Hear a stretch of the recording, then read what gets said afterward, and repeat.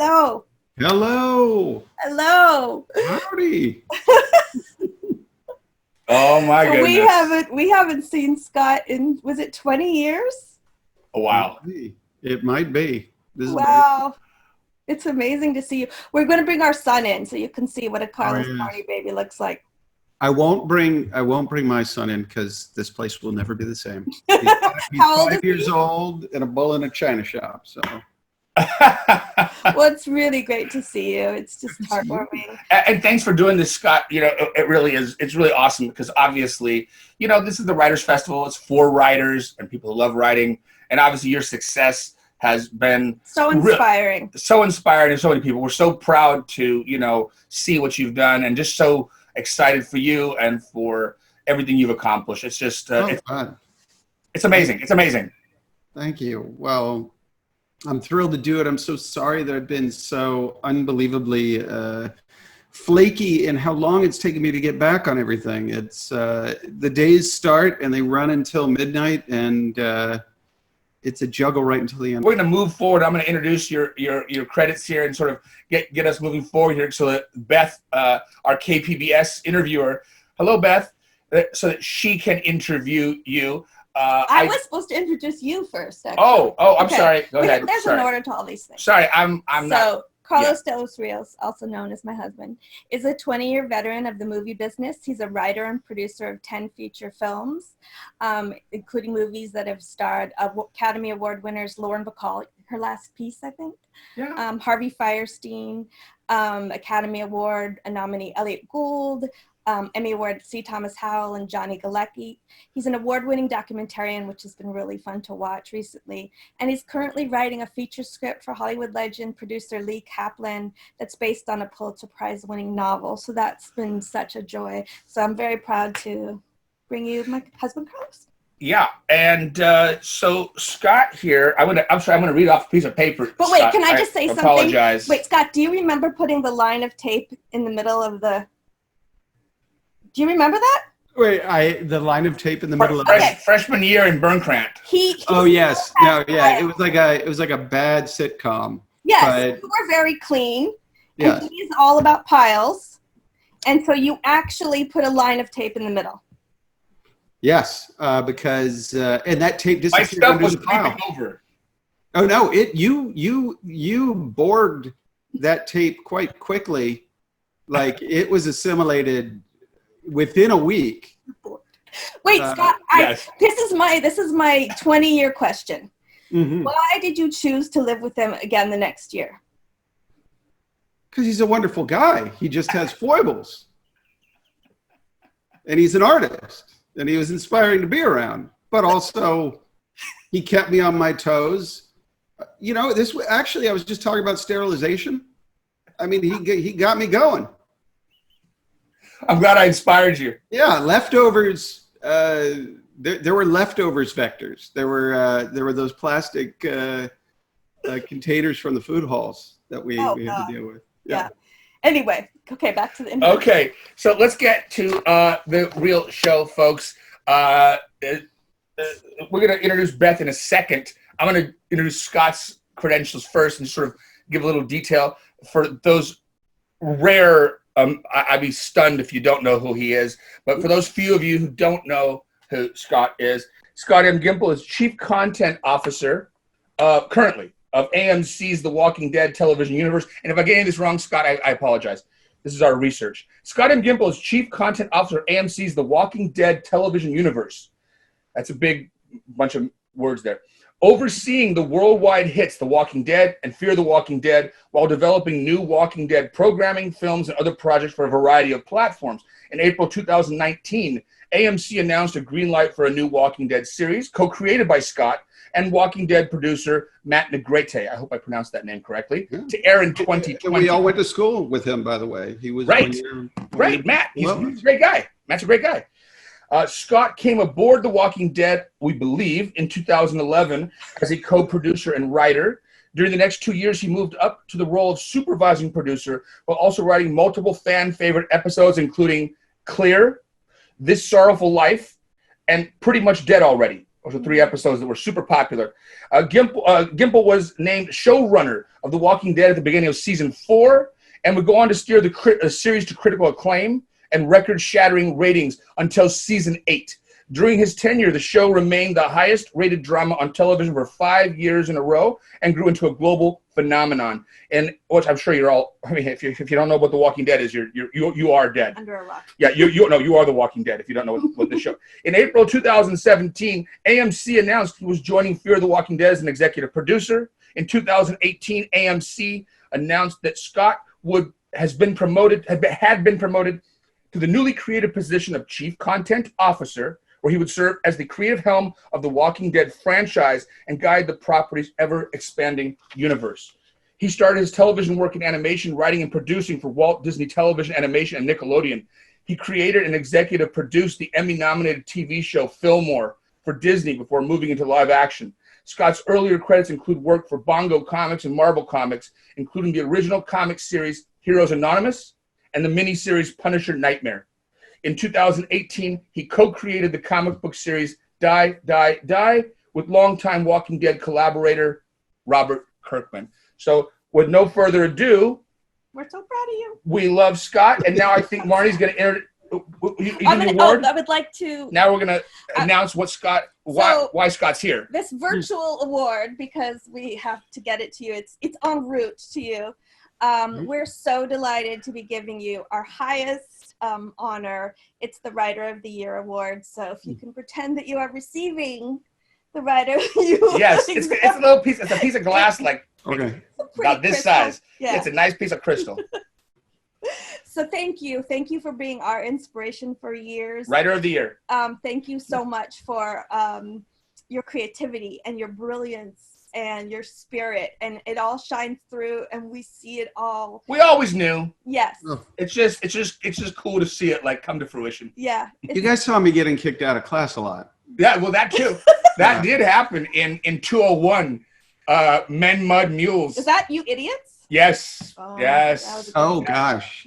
Yeah, there were a few classes now that I think about it. Yeah, that actually happened. You're going to have to talk about the You Idiot story, but I would like to first, so we can just. Let's go on and introduce I'd like Beth. to introduce Beth. And get the interview going, the real interview. We adore Great Beth. talking to you, Scott. I'm sure we're going to say goodbye to you at the end. But, we love you. You're the best. Congratulations on your award. And I'm sure we'll talk later. Now, Marnie, you want to introduce Beth and get the interview going? Yes. So, Beth Accomando, thank you so much for agreeing to be the interviewer for this, for Scott. Scott's very precious to us, so we were very happy that you decided to come on. And Beth Accomando covers the arts and culture around San Diego for KPBS. She's a fan of all things horror. She's delighted to interview Scott Gimple, our Headlining Keynote Speaker this year. And I just want to say thank you so much to Beth for agreeing to be our interviewer, and I'll pass it on to you. All right. Well, thank you, and nice to virtually meet you. Good to virtually meet you. Well, I'm always interested to find out how people decide to become writers. Was there a moment where you felt like this is what I want to do, or was it something that kind of crept up on you? I was pretty young, and it was around the time I was getting into comics. I would say, around 10, 11, 12, somewhere around there. I love telling stories, and then I sort of got an understanding that it could be a job. And as I got a little bit older, I had a very pragmatic idea, which I followed most of my life, which was I wanted to, it's strange how, as an older person now, I look at it and I'm like, wow, that was super pragmatic. I wanted to become an assistant editor at DC Comics. I don't know why I felt DC was going to be the easier go than Marvel.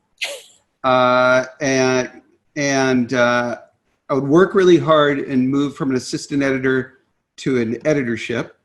And then I would move from editorship into writing comics. And then I could leave the editorship and just write comics. And then, as I had a regular gig writing comics, I could also try to write for TV and movies. And that was my goal. And I followed that a great deal of my life. I'd say most of my life. So And, how young were you when you, because becoming an editor is not like usually the way people would approach that. I mean, it's a smart way to do it, but like how old were you when you conceived of that? I think, I mean, I was pretty young. Again, like 11, 12, 13, something like that. And I think, I don't know why. I think it was the worry of like the difficulties of steadiness of a paycheck when you want to write. And I suppose even then I didn't want to just write for a paycheck, that I wanted to make sure I was writing for the right reasons. And so I would have a job that would take care of that. And I would be more of a pure creator that way, not just being sort of a mercenary, which is a crazy sort of approach when you're a kid, to have that in your head. But also, you know, I would see the editors, they would write the letters pages and they seemed so plugged in to everything. And though my aspiration was to be a writer, it seemed like a cool way to sort of learn how to get there as well, to be reading as much as possible.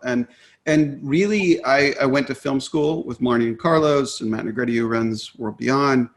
And my goal, even in film school, was I was still following that plan. I had interned at Marvel Comics my sophomore year. It switched to Marvel, by the way, but I interned my sophomore year, and they had offered me a job my junior year. And I'm like, holy mackerel, it's happening. But I didn't want to quit college to do it. And the next year, the comics industry imploded.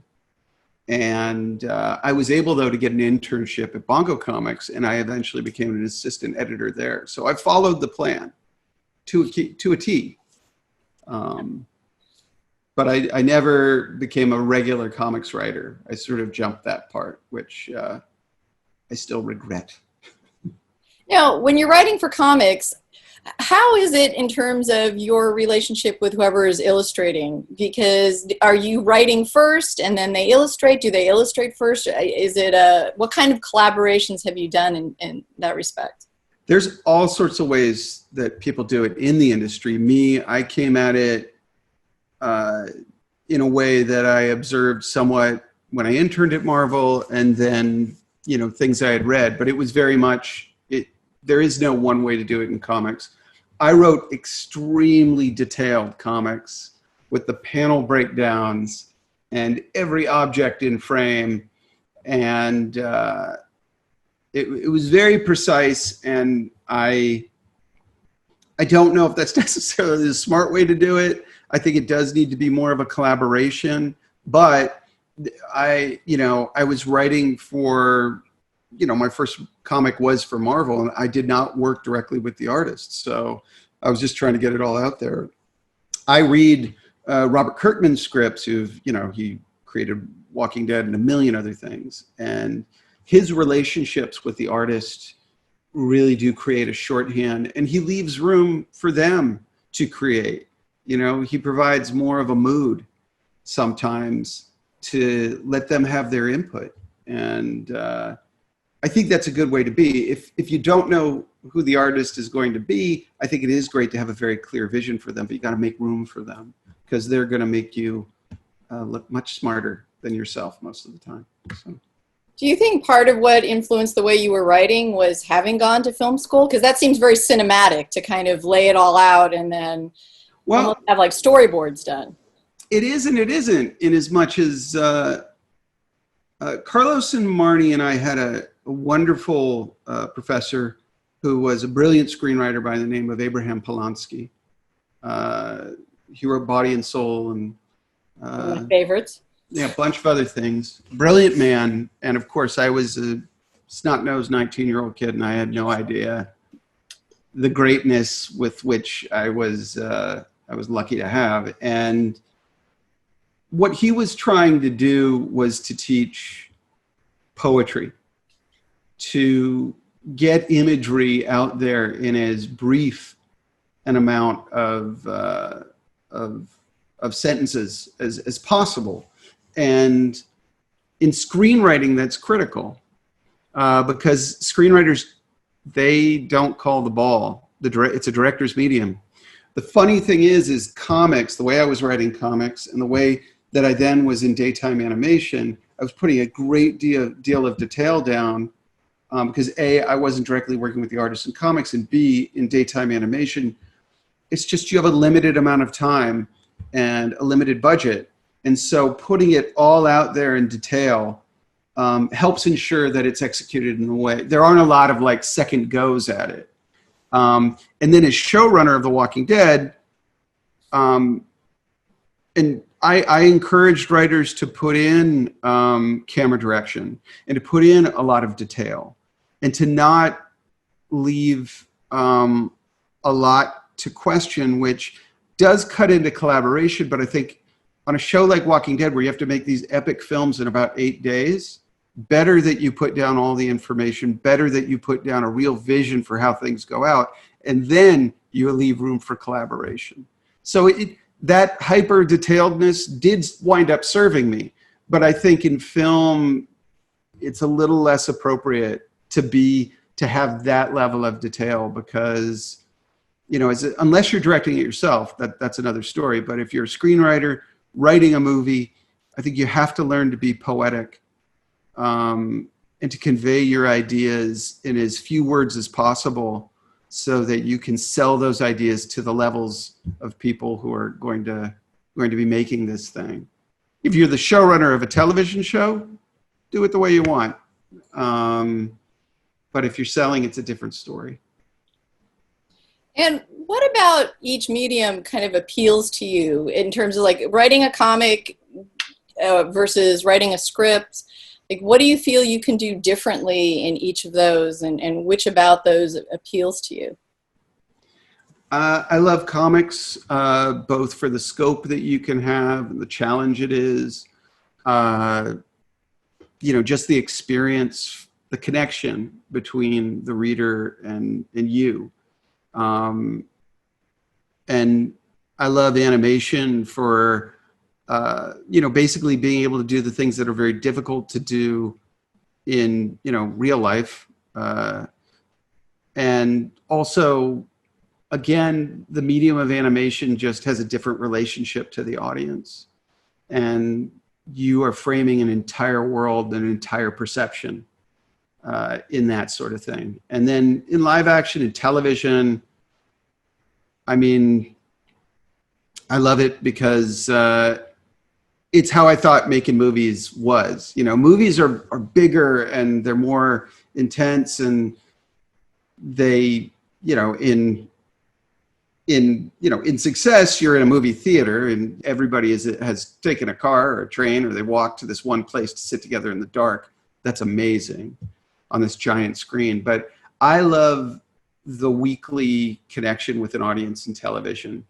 I love that movie that is framing a part of their lives. One of the great, I guess one of the things I've just been luckiest about in life is to do a 10-year story, or the first year of the story I was watching from home on Walking Dead. But every other year after that, I've been involved, and to be a part of somebody's life, telling them a story for 10 years, there's nothing like that. I feel unbelievably lucky.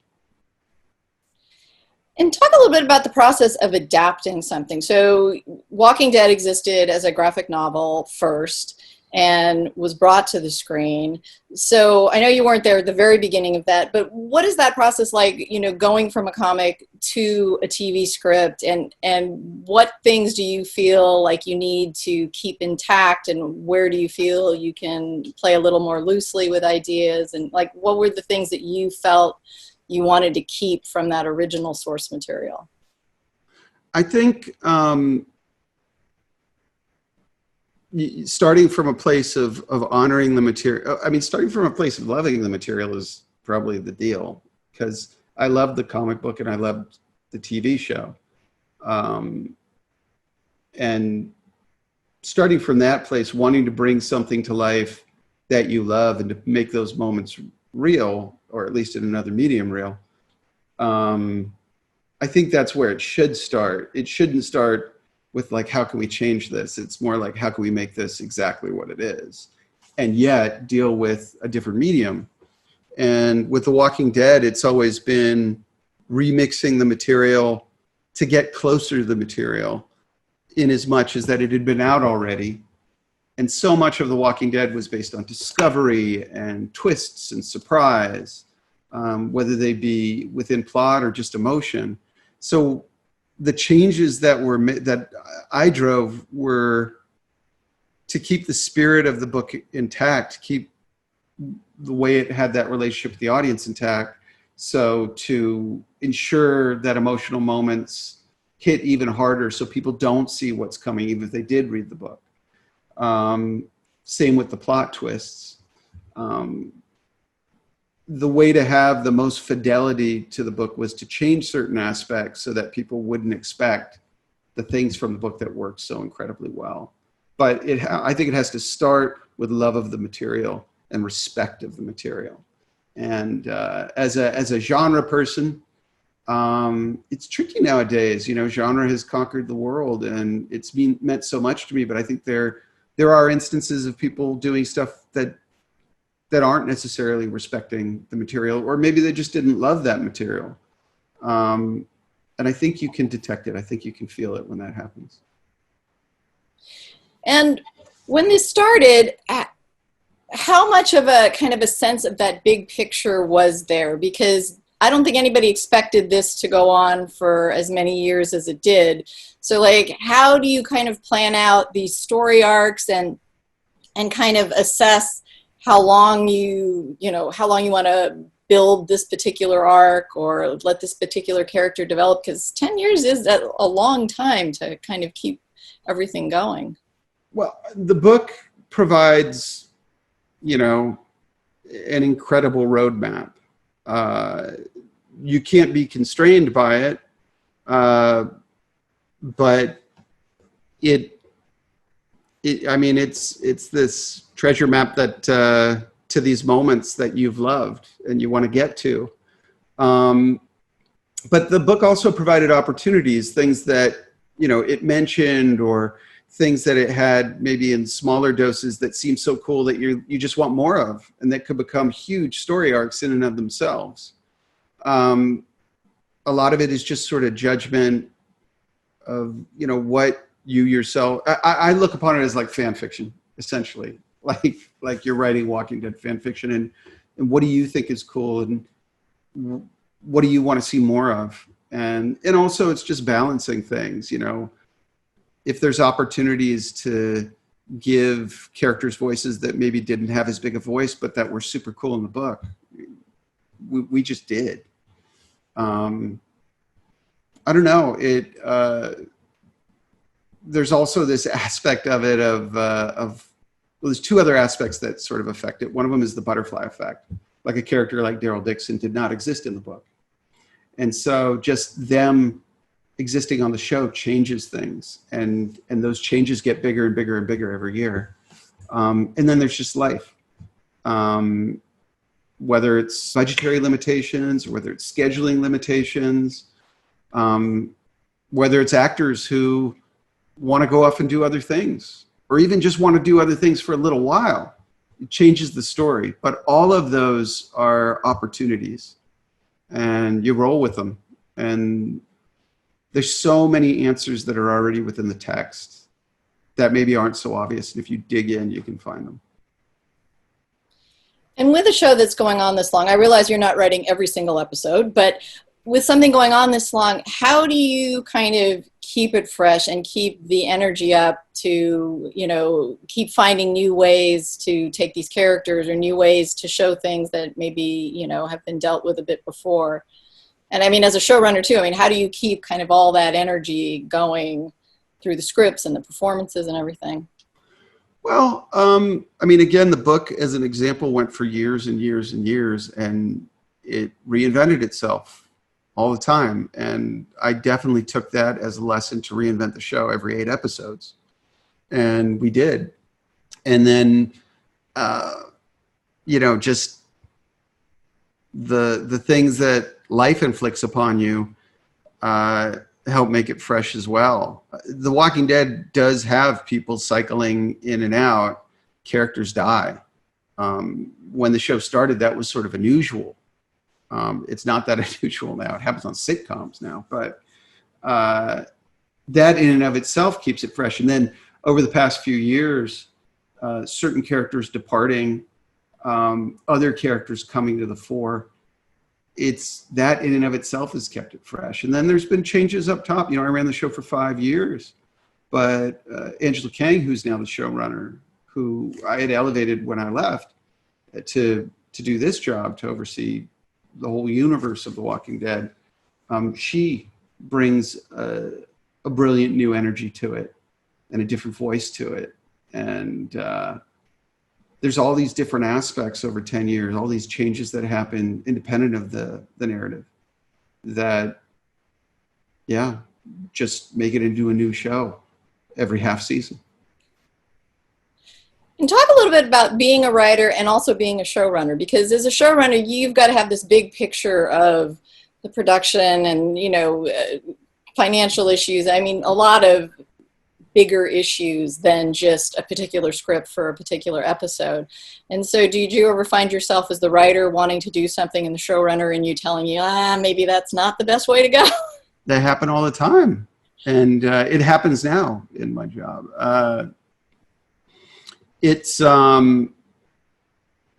But, you know, the showrunner in you is the best ally to the writer in you too, to make things happen. And there is a little bit of, I mean, I always looked upon it like weirdly as government, and like a script can be like a bill.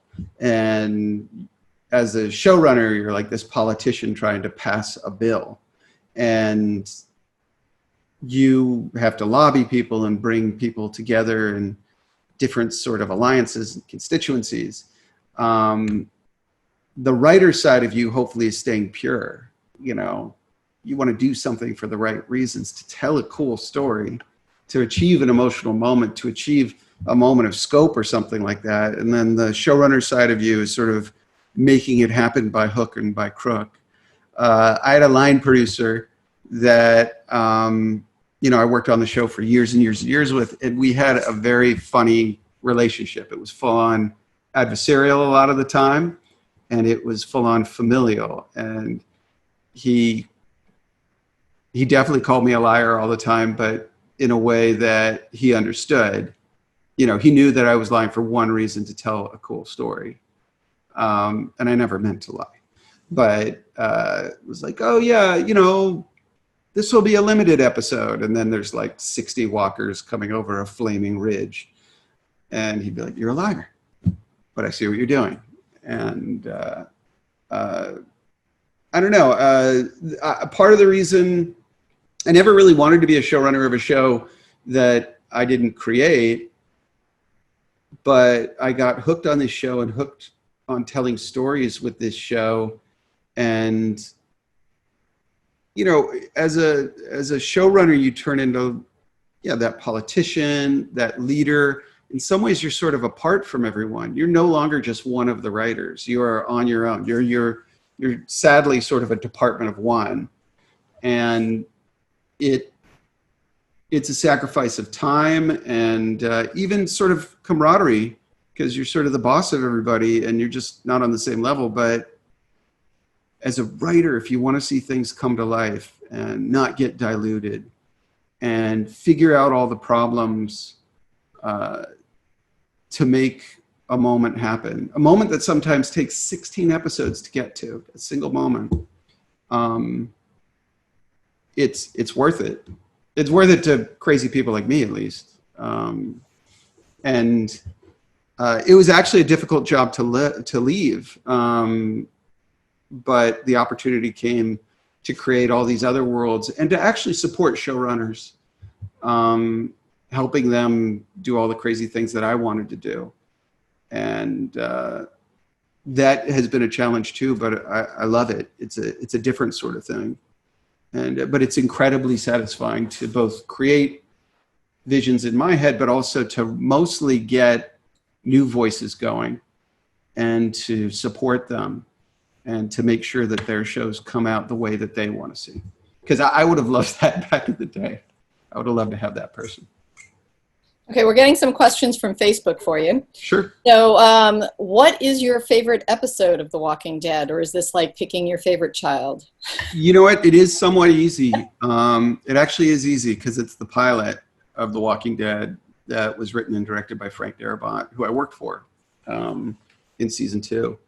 And that episode, I wouldn't have done the job that I did without that episode, because I was always holding everything I did against that episode, because that's one of the more perfect episodes of television. To just start at that kind of high and try to even get close to it has been, I think, something that's helped me hopefully make good episodes since I started.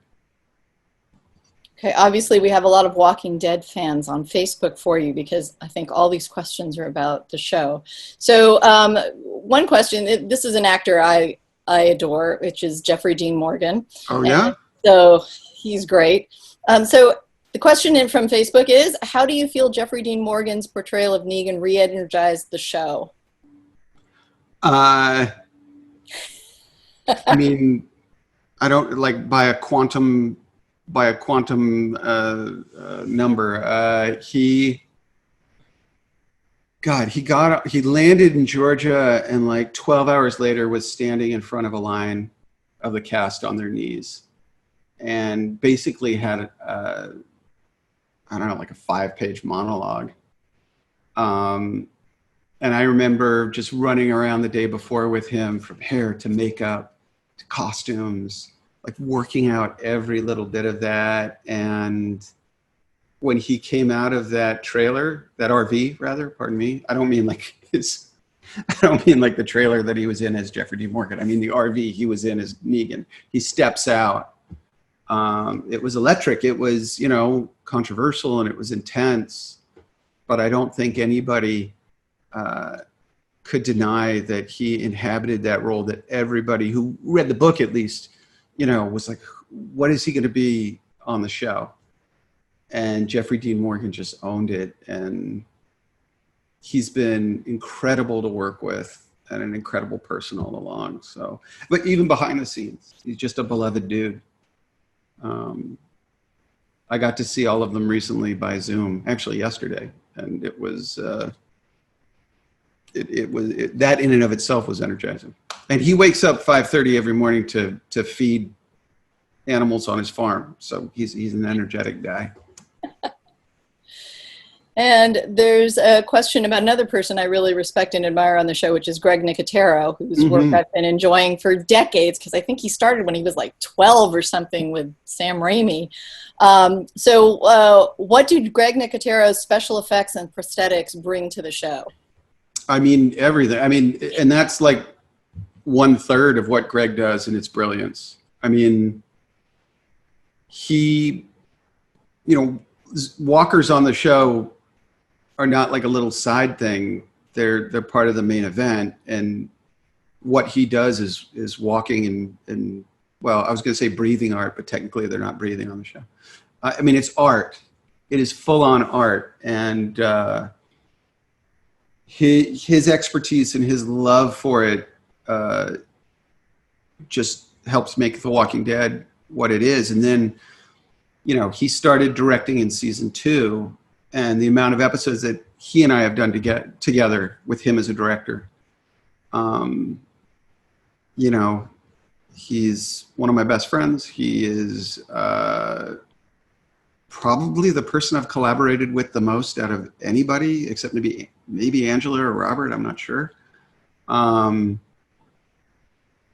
I mean, the thing about Greg is, like, in his free time, he's building models of the Starship Enterprise. Like, he's not like faking it. Like, he'd be doing this if he wasn't getting paid. And to me, that's the purity of the whole thing. And if anybody hasn't seen Creepshow, they should check it out, because that love comes through on that, and again in brilliance. So he's the best. Well, I want to say, I remember one scene in particular. I'm a huge zombie fan, and one of the things that's probably different than most zombie fans is I identify more with the zombies than the humans. And there are those. The scariest thing to me is that notion of being a zombie and not knowing how much consciousness there is. So there was a scene, it might have even been the first episode, where Rick walks by a woman that's like half a cadaver. That's the first episode. Crawling, yeah, and she's crawling. And he comes back, I don't know how long later, a day later, or maybe just later in the day. And it bookends the episode, essentially. Yeah, and she's only moved a small amount. And to me, it was that sense of like, oh my God, like what if that was your eternity? And part of the reason it was so effective was his work, making that creature look like it had some sort of soul, despite the fact that, we're talking about the undead. And make no mistake, the other part of that is performance, which Greg has a walker school every year. And Greg, I learned from him the finer points of how to be a walker. I can't do it. But that performance of that performer was very much driven by Greg and, what he knows to be a zombie is. And that walker is actually known as Bicycle Girl. And that's, Rick took her bike. She didn't need it, obviously. All right, another Facebook question is, how do you write for a believable post-apocalyptic landscape? I got to tell you, writing it is one thing. Shooting it is quite another, because planes go over and cars go by and people mow their lawn. That's, in Georgia, in the town we shoot, there's all these signs all over all the mediums where it's like, please don't mow. We've been thinking and living in the apocalypse in our minds for years. You play out certain things in your head, and you're also trying not to do things that other people have done before. And then you sort of build this mythology of what happened at the beginning of our apocalypse. And we've been doing that, and we've been able to show that a little bit more and show different aspects of it. Sorry, I was muted. Also, a question is, you scare people for a living, so what scares you? Oh my goodness. I will say I don't do too well in tight spaces. And one of the worst moments on the show I had was you take a van back and forth from set to base camp. And sometimes people cram into that van, and it felt like half the cast and a good piece of the crew were all in like one van together. And I was like smushed up, and I had to stop the van and exit the van and just walk to base camp in front of like half of the cast and crew, just because I don't do well those bases. I'm curious too, because I do like zombies. They always seem to be kind of this blank slate where you can use them for social commentary. I mean, George Romero is the one who kind of gave us the modern zombie and kind of set the tone for that. How have you felt the zombies have kind of reflected social commentary in The Walking Dead, and has that changed over this 10-year arc?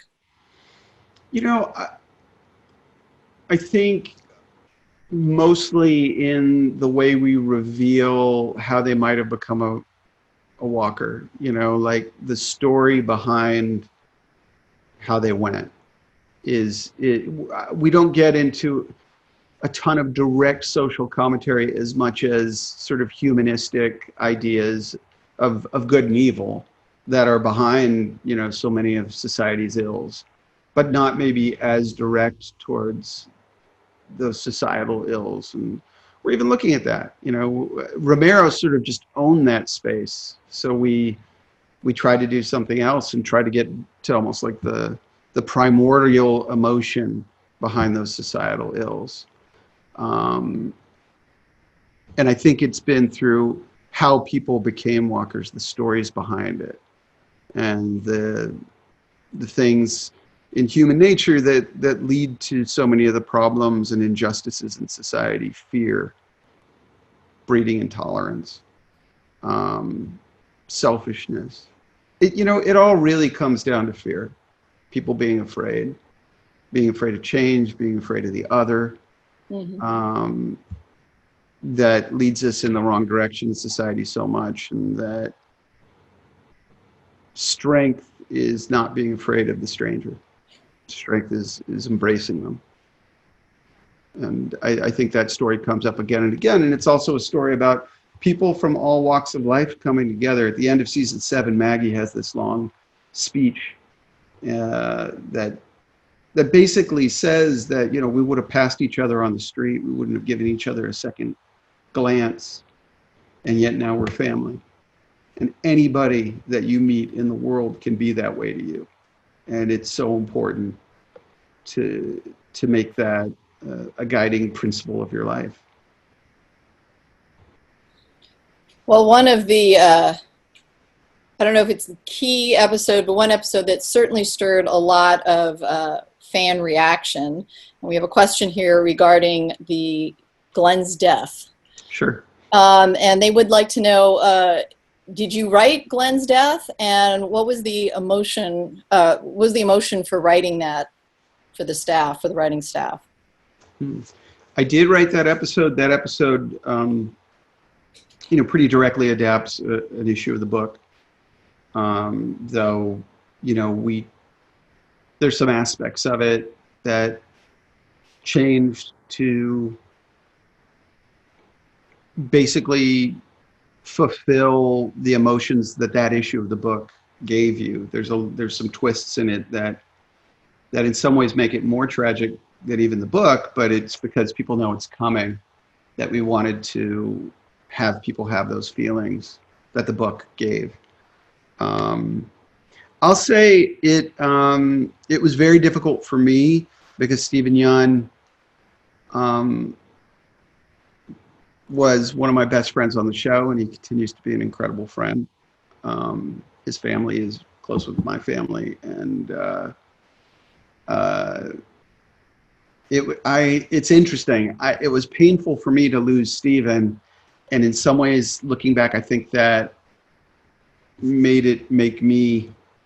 it painful for the audience to have that same sort of loss, to have that same sort of trauma. And one of the incredible superpowers or curses that The Walking Dead has, you go to a horror movie, you meet somebody in hour 1, and maybe into the end of the hour, they're dead. And you've known them for an hour. And maybe that'll affect you. You know, maybe you'll feel bad, maybe you'll even cry potentially. But what about a character that you've known for 6 years, for 7 years, for 8 years, that's been a part of your life, that you full on love see? You know, what if Norm on Cheers was horrifically murdered on the show? It would affect you deeply. Stephen is heroic and brave and brilliant, and I guess I'm talking about Glenn and I'm putting Stephen on there, but they I guess both apply here. But he was somebody that people loved on the show, Glenn, and it's more intense than just going to a horror movie. It's straight up traumatic, and I think about that episode a lot because I think that episode, from a artistic integrity standpoint, was very pure, though it hurt the audience in a deep way. But that's what it's supposed to do, because that's what the story is. And the story is to look at your own life and to look at loss, to look at mourning, to look at people who have to endure traumas like that all across the world. But then you get in your head, it's like, whoa, but this is still entertainment, you know? And it's something I wrestled with a great deal. I think from a artistic integrity for what it was supposed to do, I absolutely stand behind it. But there's also something in my head. It's like, well, maybe people also just want to be entertained, and it's a bit of a wrestling match. But I think we're all very lucky not having to face traumas like that in our life. Not all of us. I think the ones of us that are lucky, and thus to have a piece of story that brings us to a place that other people have to go through in real life, I think is important. I think it's the way to empathy. And that's why I don't regret telling that story the way I did, but I totally understand the trauma that put a lot of folks through. It's a very weird thing, but I'm proud that we were able to do something to at least invite that much thinking about loss and trauma and what people have to go through. Well, I think that's always a challenge for doing horror or just something horrific in a story is, if you make it truly horrific the way it should feel, it will upset people, and people go like, well, you shouldn't make it that. And it just seems like, every death should be horrific. You should feel that loss. Otherwise, what's the point of it? And, it's like, when I was growing up, we saw images from the Vietnam War of people dying on battlefields in Vietnam and violence. And it was upsetting. And that's partially what led to protests for the war. Now we see, cameras from a remote plane flying over, dropping a bomb, and it's very distanced. People aren't as horrified by it, but then they're also not motivated to object to, what that represents. So I mean, I think it's a really interesting and difficult challenge for an artist to, how do you show those things? And it's our responsibility. It's what you said. It's like, if somebody dies, it should make people upset. It should have meaning. That was an overall philosophy I had in the show. Was, I will say I was talking to a big Hollywood writer director, somebody I should not have been talking to, somebody that I don't get out much, but it just happened. And this person said to me, "Oh, what's great about your show? Like, if a character doesn't work, you can just kill them." And I didn't even think. Because this person is like a big muckety muck. I just came at them. I go, "No, you're wrong." I go, "You have to make a character work, and then you can kill them. You have to make an audience care, and then you can kill them. You can't kill them until." And I was like Ralphie in A Christmas Story after he swore, where I was like, "Oh," because this person, big deal. And they looked at me and they go, "You're right." I immediately spun on my heels and got the hell out of there, because it was one of the better moments of my life. I don't want people to walk away and, I don't know, laugh when somebody dies, or just be like, "Oh yeah, that wasn't a big deal," or "Oh, that was a cool death." I hope that they cared about that character or just felt something deeply about that character. But it also ensures that a lot of people are going to be pissed off when they die, which sucks, because I hate pissing people off, but I think my job is to try and make these characters real. Well, and how do you deal with fan reaction? Because nowadays it's so easy on social media, and with Walking Dead in particular, people were incensed when certain characters they loved got killed. And I remember there were petitions to somehow miraculously bring people back. It was, it's the Dallas thing. It was all a dream. But how do you deal with that? Because it can get very... it can be relentless sometimes, and people just seem to, everybody seems to think they own the show. What I want to have happen needs to happen. So I'm just curious how you deal with that. I mean, people do own the show. This is their thing. They love it, and it's part of their lives. Or I suppose in that case, maybe it makes them upset, and I wouldn't want to invalidate their feelings. I'm just grateful they have any feelings about the show. I'll say it's, Walking Dead has been on more than 10 years, and a lot has changed. So when Twitter did, start picking up, and, fan reaction was intense, good, bad. It was really scary and bananas, but over the years now, that intensity has just expanded to all corners, in some ways that are so important to society, and some ways that are incredibly deleterious to society. So I don't know. I don't think that you can negate people's feelings online. I don't think it's a good idea to be captive to them. I remember back in the day, there were these really intense Buffy fans on this message board called the Bronze, and all the writers on Buffy sort of frequented it.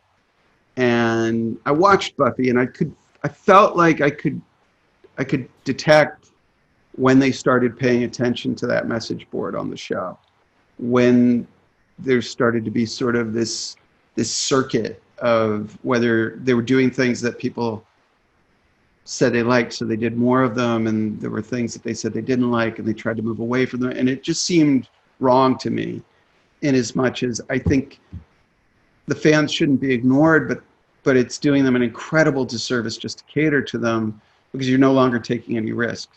You're just trying to get that adulation, to get that thumbs up, to not risk criticism or people being pissed off. And I think it's a safer way to be, but it's not doing right by the fans. If you do stuff that they dislike, or a character dies that they don't want to die, you're still doing it on their behalf to try and give them a sort of a pure moment or pure entertainment. You aren't just trying to, I don't know, predict exactly what they like and give it to them. Well, I remember, I think there was famously some test screening of one version of Romeo and Juliet, and somebody wrote, well, I think Romeo and Juliet should live. It's like, well, then you don't have this great work of art. Yeah. Well, I think it's fine if people walk away from it thinking that you sold them a couple that they want to see together, but you're giving them a story about how they didn't wind up together. I mean, we actually have a non-Walking Dead question. Sure. Are there any children's graphic novels or YA graphic novels in the works for your future? Oh, wow. The closest thing to that right now is not, I'm going back to Walking Dead, like that. But Walking Dead World Beyond features younger characters, and it's probably the most YA story we've done on Walking Dead. And I co-created that with Matt Negretti. Doing things outside of Walking Dead right now, at least writing them, isn't happening so much for me.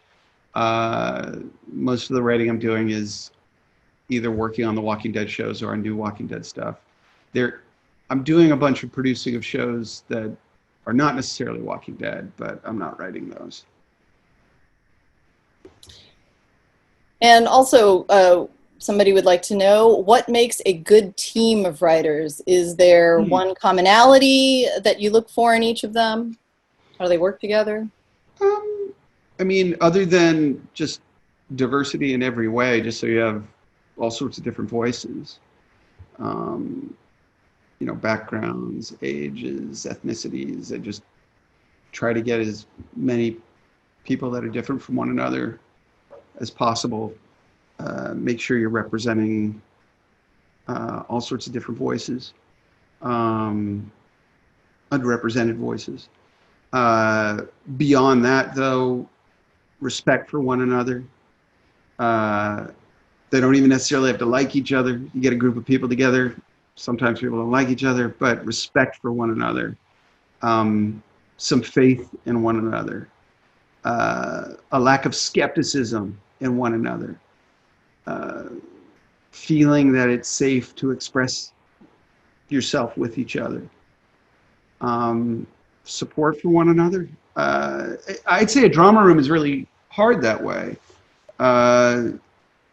because not in all those, I guess, supportive things I'm talking about, but I always like comedy rooms a little bit better because, and I did more comedy rooms when I was in animation. In drama rooms, people have to think about whether they like something or not. In comedy rooms, they laugh or not. And laughing is, relatively involuntary. I've seen people in comedy rooms who don't like each other still burst out laughing at something the other one has said because it's just involuntary. That said, it's been an exceptional group of people on all these shows. So I haven't seen like problems that way, but I've been in other rooms on other shows where things have been difficult, and then I've been in other rooms that have just been wonderful.